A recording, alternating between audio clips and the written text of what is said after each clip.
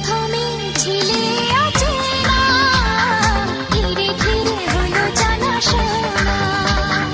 তারপর মনে ঘরেতে চুপি চুপি শুরু আনাগোনা।